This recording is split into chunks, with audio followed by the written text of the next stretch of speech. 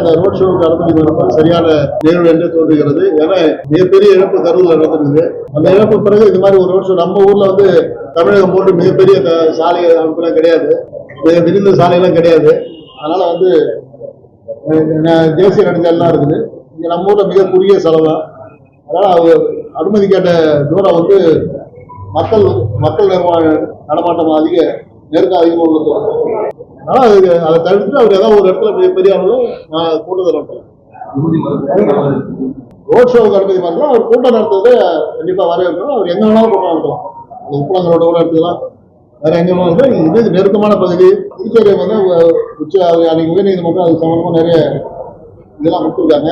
அந்த விதிமுறையோடு நடத்துறதுக்கான வாய்ப்பு இந்த இடத்துல கம்மி. அதனால அதெல்லாம் அந்த ரோட் ஷோவை தடுக்கலாம் என்பது என்னுடைய வேண்டுகோளாக நம்முடைய முதலமைச்சருக்கு அந்த வேண்டுகோளை வச்சிருக்கேன். ராமேகாவுடைய தலைவர் விஜய் அவர்களுக்கு இந்த ரோட் ஷோவை புதுச்சேரியில் தவிர்த்துட்டு ஒரு மிகப்பெரிய பொதுக்கூட்டம் நடத்துது.